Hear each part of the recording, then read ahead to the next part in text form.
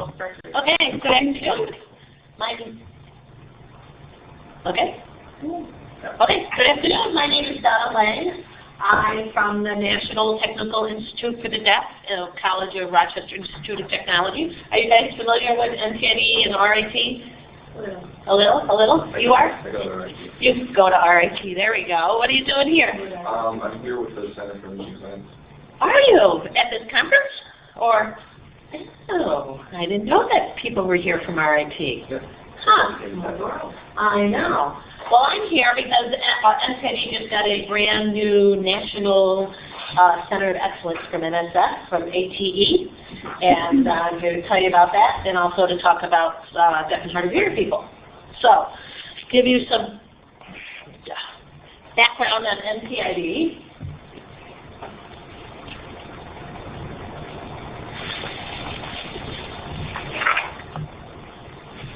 Okay, NTID, like I said before, is one of the 9 colleges of RIT. We just added a new college this year. It used to be 8. NTID was formally established in 1965 through an act of Congress, which was signed into law by President Johnson. It is the first and the only 2-year technical school for deaf and hard of hearing students in the country. At one point in the world, but because of NTID, we've expanded, and there's now other technical schools in Japan and in other countries. No hearing students at all. Not within that's not true. Within NTID, we have about 1,300 deaf and hard of hearing students enrolled in associate programs. And then we have, we offer a bachelor and associate degrees in interpreting, ASL English interpretation, and there's also a master's of secondary education in deafness. So we do offer a bachelor's and a master's degree on top of that. But there are 1,300 students that are enrolled in NTID. We're at our all-time highest record right now. These students work, live, play, socialize on the RIT campus with the 1,600 other hearing students that go to RIT.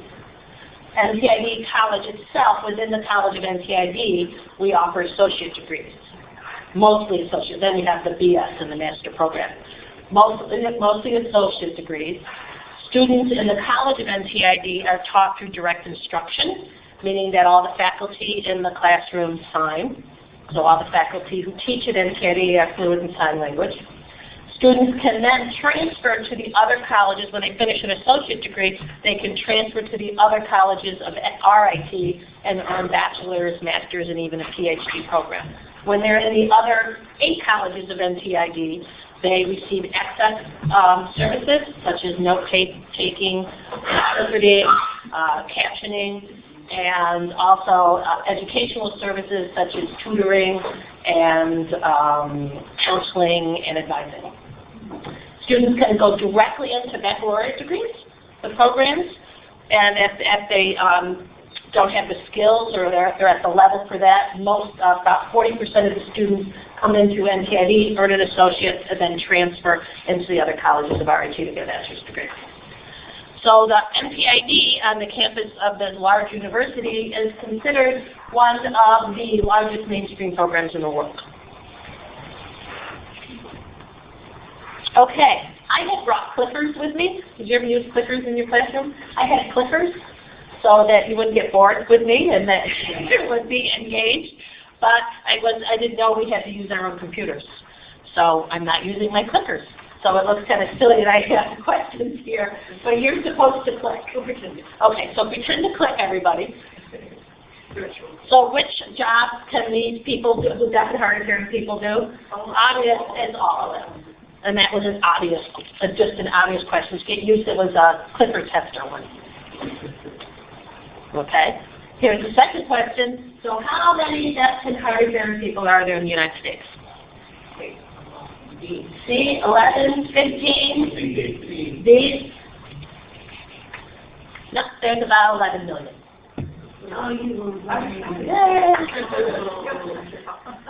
And if we look, here's the ranges by age. This is using 2008 data from the census.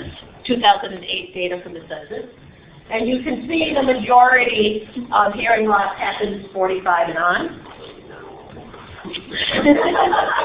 So get ready.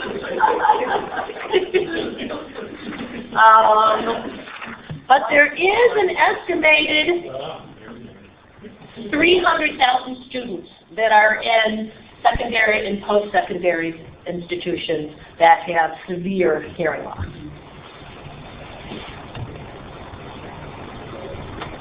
What's going on?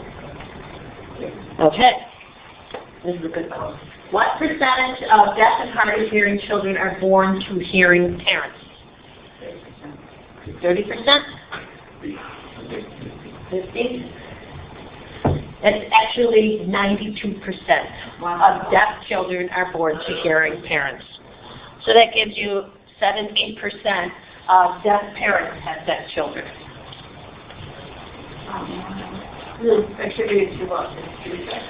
Yeah, well, there's all sorts of reasons. Sometimes children are born fine, they get meningitis, or they have scarlet fever, or something like that, and they lose their hearing. There's a very small number of families that have genetic deafness that goes generation after generation.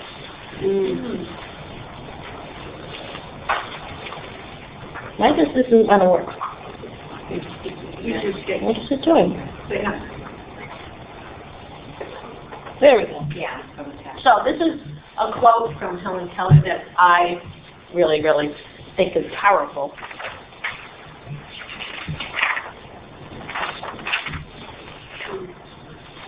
And deafness, unlike other disabilities, creates communication barriers. Often when I'm talking to people who don't work with deaf and hard of hearing individuals, they'll say, oh, this is great, you should do it for all people with disabilities. And when you group a deaf person in with other people with disabilities, the needs of that deaf person are not met because their need is communication. It also, and on top of this, other things about children, only 18% of children who use sign language, their parents use sign language in the home. So the majority of deaf students who use sign language while they're at home with their families are not using sign language to communicate with them. And only 30% of the English words, English, can be read through lip reading. So you can see children growing up don't have a strong foundation with a language base. Which leads us to this. That keeps going up. So what do you think the average reading level of a high school graduate who is deaf and hard of hearing is? A. B? The answer is A. Yeah, he goes to RIT, so he knows. One of the byproducts, effects, whatever, of being deafness is your ability to acquire the English language, because we learn languages through hearing. So it's a huge struggle, a challenge for deaf and hard of hearing people. And if any of you have had deaf students in your classes, you know that's one of the areas that they really struggle with. Make sure I'm not forgetting anything.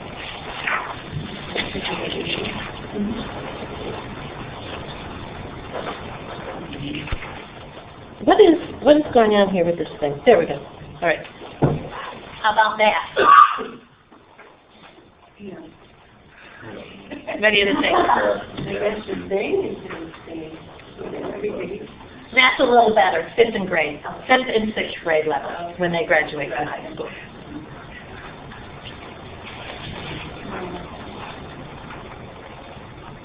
So, where are the deaf and hard of hearing students when they graduate from high school? If you look, there's a larger number of deaf and hard of hearing students going into two-year schools, mostly community colleges, than there are hearing students. So we have 54% as a population, 54% of deaf and hard of hearing people going to college go into two-year programs, compared to 45% of hearing students. This data is taken from a 2007-2008. It's the I think it's You see where it's from. When you look at what majors they're going into, you see that there is a larger number of deaf students going into STEM programs than hearing students, as a percentage. Of course, there's not more deaf kids in STEM but as a percentage of the population. You have any idea why? That's interesting. They're going into STEM? Yeah. I don't know. But if you look at graduation rates, you're going to see some of this data is kind of old, but you can see that only 5%, 6% will earn an associate's degree, where 10% of the hearing students will. And I've seen data today that 10% is closer up to 19% today. This is 10 years old, because this is the most recent studies we have involving deaf and hard of hearing students. So you can see after 6 years in college, the numbers, the comparisons between who has graduated and who hasn't. The biggest is that they're still enrolled in school. 32% of deaf and hard of hearing students are still enrolled in school after 6 years and have not earned a degree. Only 14% of hearing students are. And that, I'm sure they have to do with a lot of remediation, given the English and math.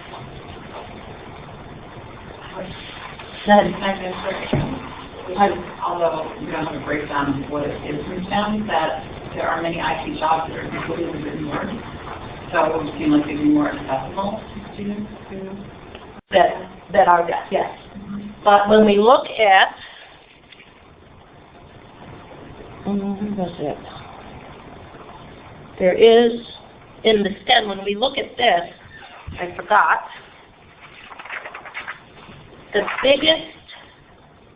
the students are basically majoring in biological, biomedical, science technologies, not computers and IT. They're not.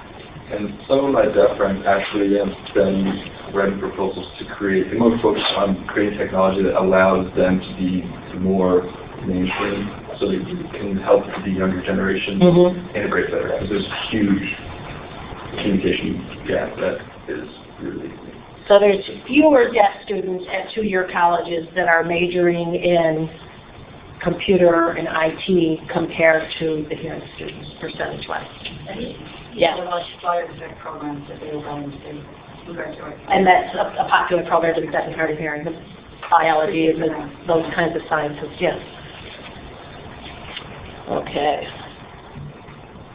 This is overall highest level of education for the population in the United States, based on 2008.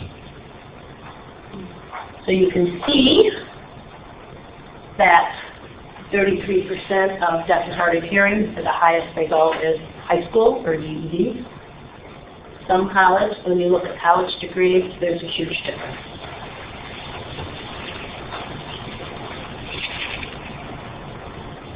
Average earnings. Again, this is 207 earnings in 207. You can see the average earnings of people, hearing 33, deaf 22, there's a 36% less deaf people earn compared to their hearing counterparts. But when they're in STEM occupations, that changes to 22% less. They're still not equal compared to the hearing population, but the education in STEM, and the higher the education, the more equal they become in terms of earnings. And I thought this was really interesting. It shows the difference between STEM and non-STEM occupations by degree level for deaf and hard of hearing students. So in all areas, if a deaf and hard of hearing person is working in STEM, they will earn more than a deaf and hard of hearing person not in STEM.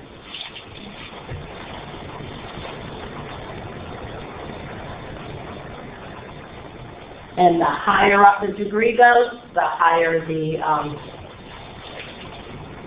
difference is.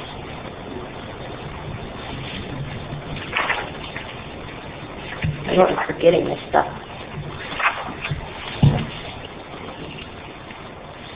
Okay. So we know that, pardon me? I'm sharing wrong information. Oh. I just struggled with that.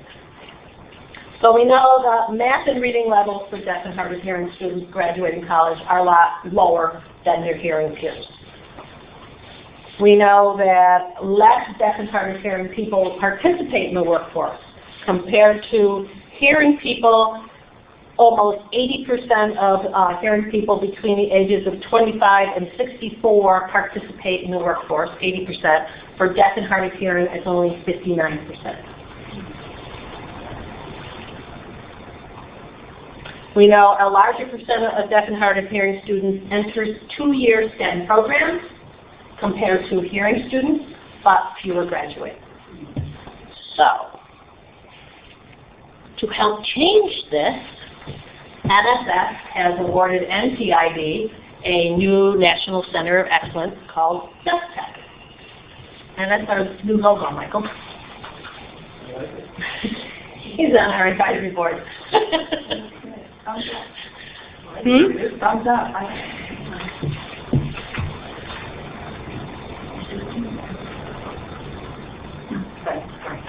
So I wanted today to talk about DeafTEC and how we are going to increase the number of deaf and hard of hearing students pursuing a degree in STEM. We're going to do this 2 ways. The first is to create an online clearing house of information for technical education and careers for deaf and hard of hearing students, their parents, their counselors, their future employers. And we're developing regional partnerships in Florida, California, and Texas. The partnerships involve high schools, community colleges, and industries. Here's our website.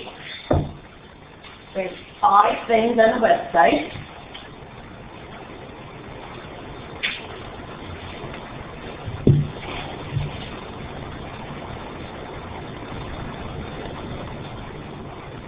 And we think one of the reasons why deaf and hard of hearing students may not be going into particular STEM careers is because they have no role models. They may have never met another deaf person who is a programmer, a web developer, any type of IT or computer. They may have never met an engineer, a doctor, whatever. Most deaf and hard of hearing students, as you said before, are born into hearing families. They may be isolated in their community. They may be one of a few or the only deaf person in their high school. They may have never met a deaf adult in their life. So we are going to be producing videos on STEM careers that will highlight deaf and hard of hearing professionals working in those fields. And it will highlight it will talk about the challenges they face every day on the job, communication barriers, how their education experience, what they do every day on the job. And this is to be used as resources for students, their parents, teachers, and guidance counselors at the high school and community college level.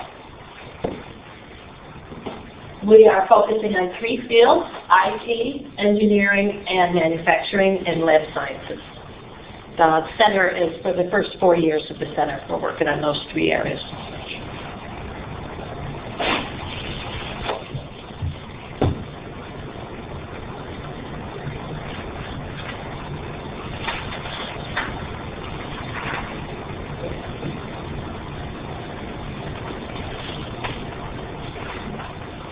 Okay, since ADA laws 22 years ago, since ADA was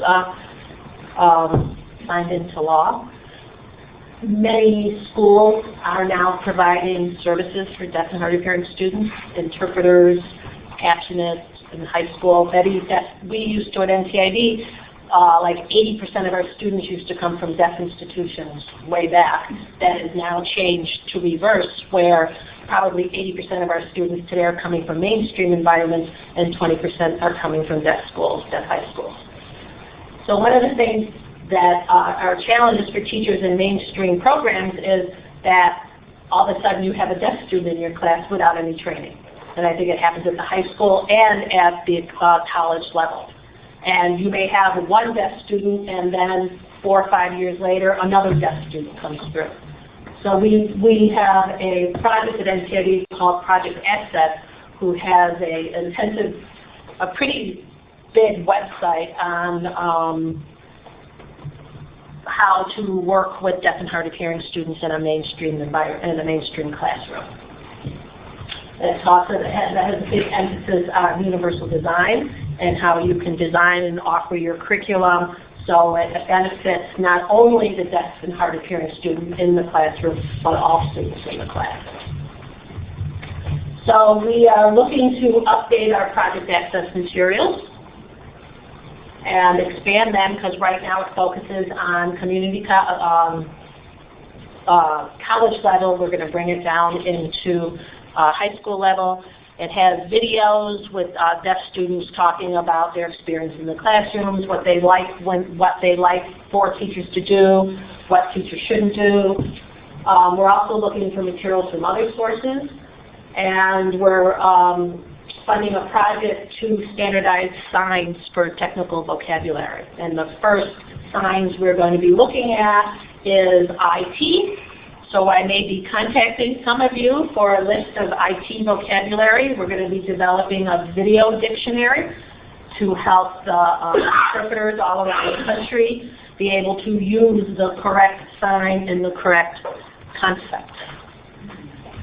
Because in sign language like English, there are words that have many meanings. Like if you take the word run, you could run for a mile, you can have a run in your stocking, you can run for office, there's a lot of different meanings for run. Each has a different sign for it.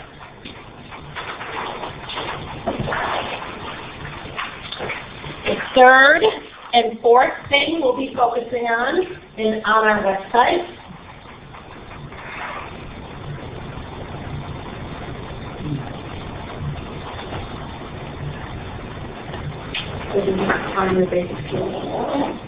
is development with English and math that will hopefully impact the low level of achievement in high school and once they get into college also. We are looking at possibly developing modules for teachers to use who are teaching math and English to deaf and hard of hearing students in high school and in college. We're working with the departments at NTID, and also we're looking to work with experts in the field from all over the country. Our center just started in August, so this is all in development. We're new. So if you have any materials on developmental math, English, or anything that you think could help us on this website, we'd be thrilled to work with you. Have you picked that going on to something? Yes. So I don't know if you can take things that are already out there, but the Zoom meetings, actually, you can find on Amazon, teach math every game. And there's research that shows that they really help increase confidence in math and make it more accessible for the entry to reading. That's a good idea. We may look at that to put on as a resource possibly.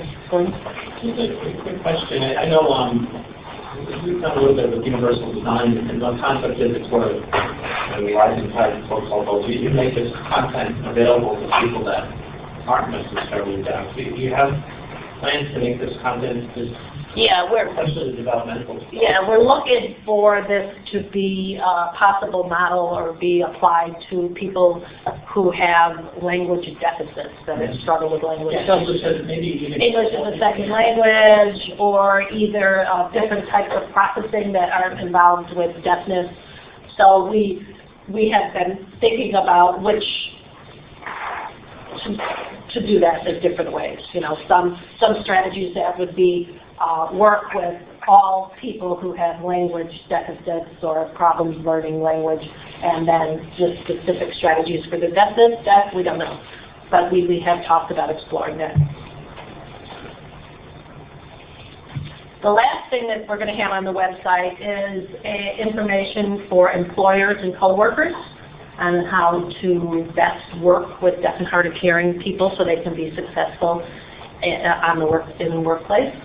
NCID has this workshop called Working Together Deaf and Hard of Hearing People that they do on site all over the country. We're going to take that workshop and develop like training modules that can be put online so that people who cannot attend the workshop can at least have some training. So that you're at work one day and your boss says, oh, I've hired this new deaf engineer and it's starting to work next week, who's going to be part of your team, and you have no idea how to work with a deaf person, you've never met a deaf person, there'll be training on the website to help you feel more comfortable and also to help the deaf person feel more comfortable when they come into your company. Okay, so that's our website. Moving right through here. The next part of the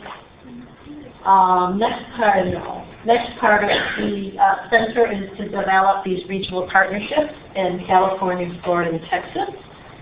We picked high schools that we were already working with and previous projects, same with the community colleges. But they're regional, so we're working with all of California, all of Florida, all of Texas. We're also working with the California School for the Deaf in Fremont. And are you from Maloney? Yeah. I'm meeting with Jeannie and Brenda somebody on Monday at 4 o'clock. In Fremont.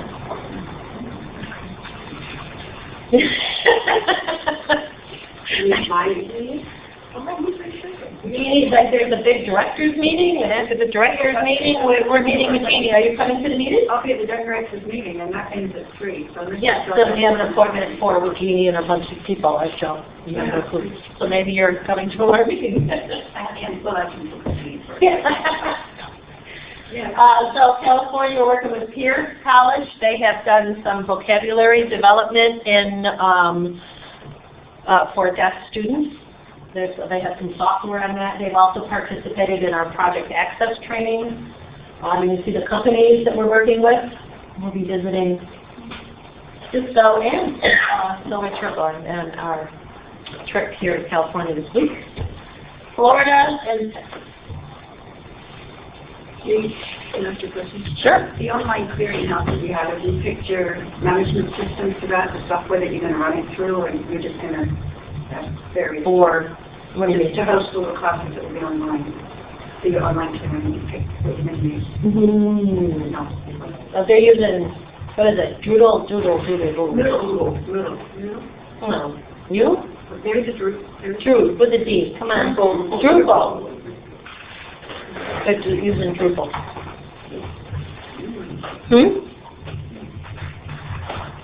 Okay, so our regional high school partners will have these responsibilities.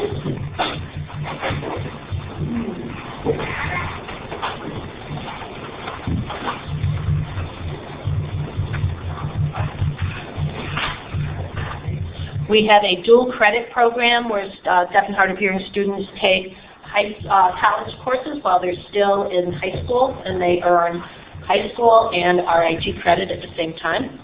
That was also an APE-funded project called Project Fast Forward that started in 2006. And as part of the center, we're going to expand that program. So we're going to be offering, the high schools have committed to offering dual credit courses in their high school. They've also are going to help facilitate and recruit other schools to offer the dual credit courses. They will also be having like a summer camp or offering distance learning dual credit courses. So it might be across the state of California. Deaf and hard of hearing students could take a course from Fremont for dual credit, or it could be maybe Fremont's going to offer something in engineering tech, and students from Florida don't have the school in Florida can't do that, so they will be taking it. We're talking with the partners on all different models for how we can do a distance, an online or distance learning course across regions or across the country. Representatives from the high schools will be coming up to NTID during the summer, and they are going to be receiving Train the Trainer workshops on project access, and the English and math we're postponing till next year, and then career awareness. And then they go back to their region, like here in California, and they have committed to offering those workshops to a specific number of high school teachers across the region. The same model for community colleges.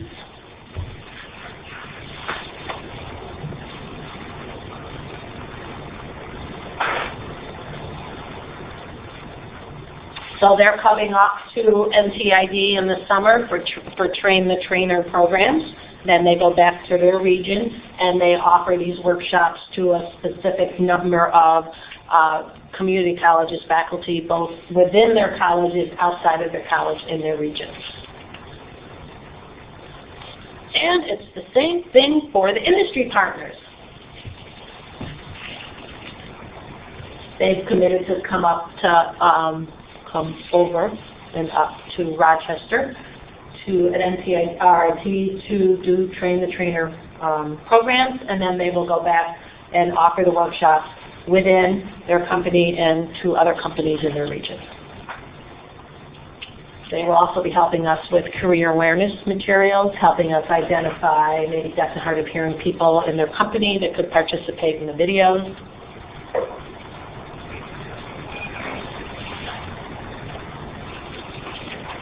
Okay, and the last thing we're going to be doing is expanding our dual credit program, which is called Project Fast Forward. We're focusing on the 3 disciplines, the IT, computer science, engineering, manufacturing, and life sciences. And this is our schedule of how we're doing it. This year, we're right here developing IT and CS courses and career awareness materials, looking across the country for deaf professionals to be stars in our videos. And that's it. Any questions? That's what we're doing. I have a question.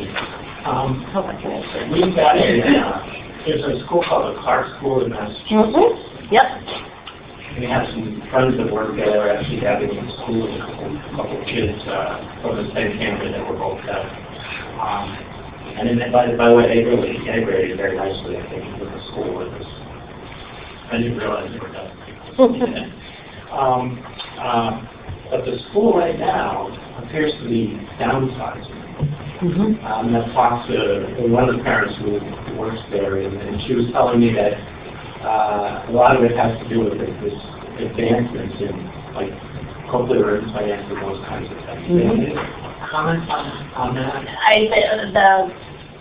The jury's still out on that. They're not sure what how it's going to impact the education of the deaf and hard of hearing students, because they just started giving children implants around the age of 1 and 2, pre-language development. But I don't know if that's the reason why Clark's enrollment's gone down. One of the things Clark focuses on is delivery, I believe. They're called oral school, yes. I'm trying to remember the sign. I was going to tell you the sign for Clark, but I don't remember it. It's a funny sign. They're traditionally an oral school. That may have something to do with it, right? I don't know. I mean, it's all mainstream. Parents want their children mainstream. Districts want to keep the students because they get money to support the students in the districts. Well, I was very impressed with both of you, both of these kids. I don't remember Clark. No. I can't remember the sound Clark. It's a funny name. Huh? I'm amazed at these kids. Yeah. And the other thing is we just got an AT grant to work with it's sort of a Second Life product called Open Wonderland. It came out of Sun, and it's for ESL. Oh, really? If you'd be any interest in talking to Yes, we would be. Definitely. people involved in that project, I think they'd be very interested. Oh, yes, definitely. That would be a good connection. But I said before that many of the schools for the deaf are showing lower registration, lower enrollment. Are you finding that in Fremont, or you're in Bend or in Ohlone? We're pretty stable. Yeah. Pretty stable. And we have several that go into our mainstream programs. And we have to do everything except no matter whether we pay that students. Yeah, that's good. So I was thinking of your online materials. Right. One of the things we want to hit with that too, with the Project Access instead is captioning, and try to have some resources for people for captioning on maybe training and captioning software and stuff like that, because it's getting really, really easy to do your own captioning today. We do it 2 years ago. We do professional development without faculty and have them come in and do MJT or Right. whatever we have. And then the cool thing is the CGC can learn and caption, so if they're in a lecture, it can be captioned real time. And that's a godsend for a lot of our Now, faculty. the voice, to use voice recognition, is that? No, so for the CGC, they have a live captioner. Yeah, you'll hire a captioner. That'll cost $8. No, it's not. No, actually, yeah. Usually it's like someone tries that. Right. It's a very expensive. You have to write transcripts and captions. Yeah. It's rated R. Right. Nobody wants to pay. The recognition software is pretty good. You've got to train it. Yeah. After you've done it 3 or 4 times, you'll probably get a reasonable.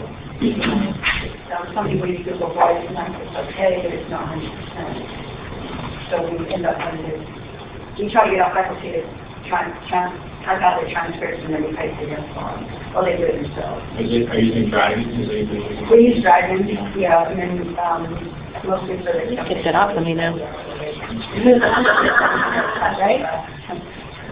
I taught a basic computer class last semester for custodians in the classified department at our college.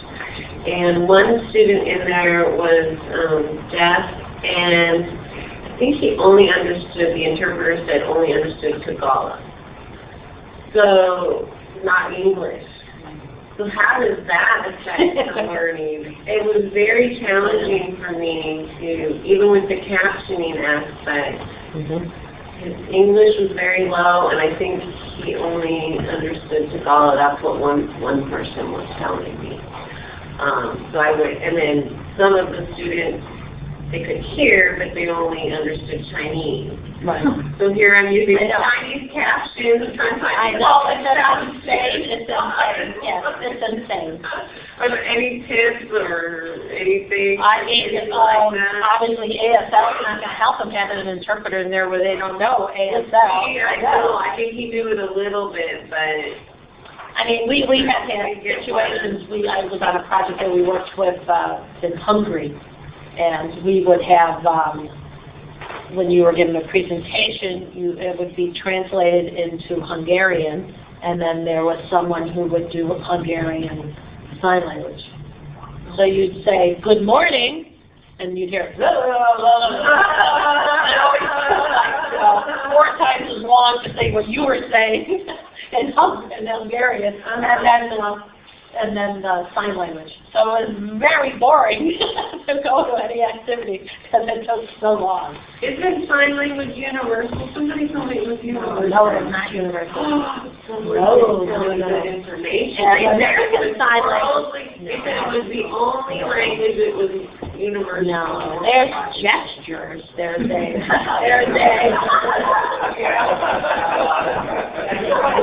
Who told me that? No, we have to find that. That's not true. But there is, if you ever travel with a deaf and hard of hearing person who's very skilled in communication, there is a gesturing kind of, like, there's a name for it, I can't remember, that's kind of universal. It's not a very in-depth conversation, but it's fascinating to watch one deaf person from one country communicate with another one that don't know each other's languages. But ASL is not, even within the United States, there's different, like, dialects of the language. Wow. That a sign in one area of the country is not the same in another area of the country.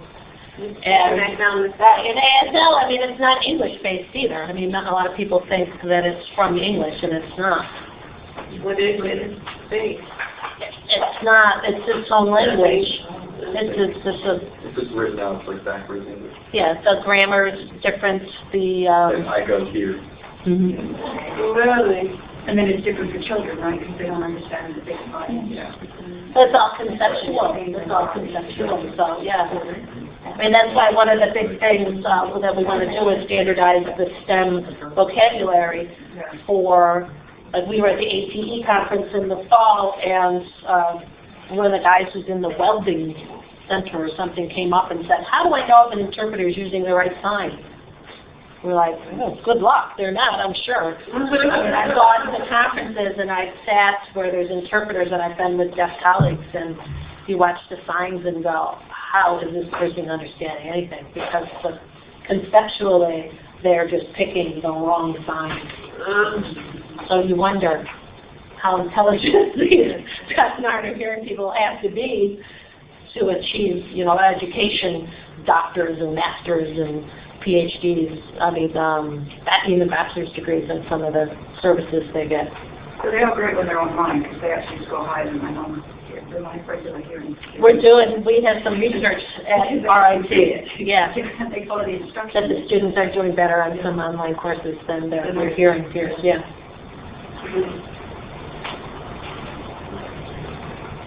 Thank you. Anything else?